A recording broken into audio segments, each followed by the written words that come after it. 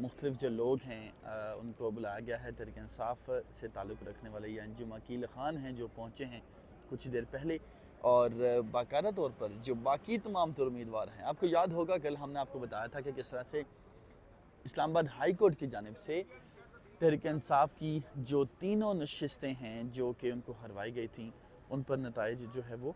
बाकायदा तौर पर रोक दिए गए, नोटिफिकेशन रोक दिया गया। ये आप देख सकते हैं मुस्लिम लीग नून के रहनुमा हैं, ये भी यहाँ पहुँचे हैं, और इसी तरह जो दीगर रहनुमा हैं वो भी इधर पहुँच रहे हैं। और आज फैसला होगा कि क्या तहरीक इंसाफ की जानिब से जो 70 मज़ीद नशिस्तों के बारे में कहा जा रहा है कि मज़ीद जो 70 नशिस्तें हैं वो PTI को वापस मिलनी चाहिए, क्या वो नशिस्तें वापस मिलेंगी या ना मिलेंगी। इस हवाले से अब तक जो अदालतों की कार्रवाई है उससे तो बज़ाहिर ये दिखाई दे रहा है कि तहरीक इंसाफ के लिए आसान होगा उन नशिस्तों को दोबारा से हासिल करना और बाकायदा तौर पर अपनी हुकूमत बनाना, ना सिर्फ पंजाब KPK बलूचिस्तान और सिंध में बल्कि वफाक में भी। अगर ऐसा होता है जो कि तहरीक इंसाफ की जानिब से दावा किया जा रहा है कि 70 से ज़ायद नशिस्तें जो हैं इनकी वफाक में हैं, अगर इस्लामाबाद की 3 नशिस्तों के हवाले से भी फ़ैसला आता है और बाकायदा तौर पर PTI के हक़ में फ़ैसला दिया जाता है, तो हम देख रहे हैं कि ना सिर्फ 170 से ज़ायद नशिस्तें वफाक में PTI के पास होंगी, बल्कि सूबों में भी एक बड़ी तादाद ऐसी है जो कि तहरीक इंसाफ के हक़ में फ़ैसले आते दिखाई देंगे। इसके साथ साथ हम देख रहे हैं कि रिज़र्व जो नशिस्तें हैं उस पर भी तहरीक इंसाफ का जो मौक़िफ़ है इंतहाई वाज़ेह है, और अगर वो भी PTI के हक़ में आती हैं, जो कि हम देख रहे हैं कल इस हवाले से बाकायदा तौर पर एक अहम जो डेवलपमेंट सामने आई, तहरीक इंसाफ ने सुन्नी इत्तेहाद काउंसिल, इसके साथ साथ MWM के साथ जो है वो इत्तेहाद किया। ये तारीख़ी सियासी इत्तेहाद था जिसके बाद सुन्नी इत्तेहाद काउंसिल में तमाम तर तहरीक इंसाफ के अब तक 50 से ज़ायद जो मेंबरान हैं वो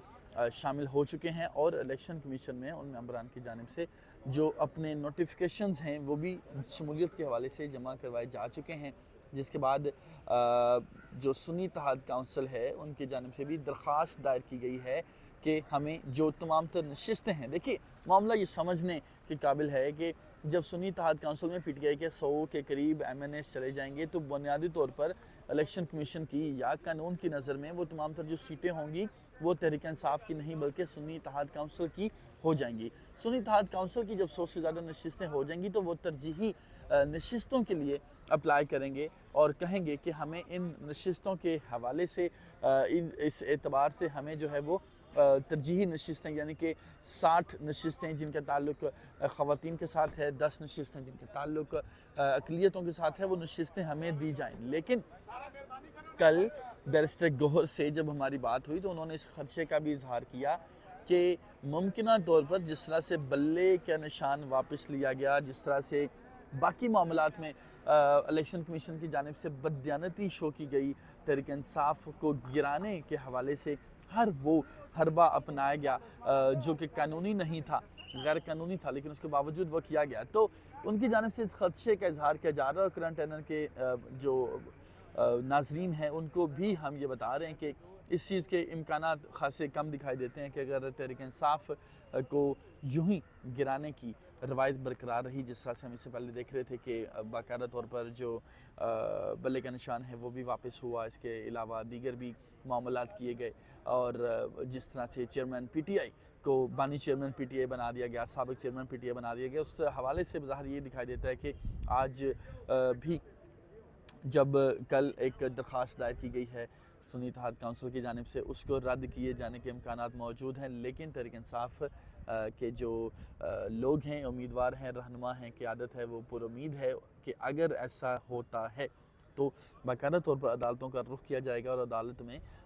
इस मामले को लेकर जाया जाएगा। इस हवाले से जो प्रेसिडेंट है वो पेश करते हैं KPK में, इससे पहले ऐसा हो चुका है कि तहरीक इंसाफ को बाकायदा तौर पर दीगर जमातों का रेफरेंस देते हुए ये बताने में आसानी हो रही है कि इससे पहले भी माजी में इस तरह से नशिस्तें मिलती रही हैं, और अगर तहरीक इंसाफ को नशिस्तें नहीं मिलती तो यकीन तौर पर यह एक बड़ी बददियानती होगी, और इसके लिए हुकूमत से बाहर करना मकसद होगा तहरीक इंसाफ को। लेकिन आज हम देख रहे हैं कि यहाँ पर बाकायदा तौर पर मुख्तलिफ़ सियासी जमातों के जो रहनुमा हैं पहुँच रहे हैं। 40 से ज़ायद जो केसेस हैं उनकी आज समाअत होगी, जिसमें डॉक्टर यास्मीन राशिद, इसके साथ साथ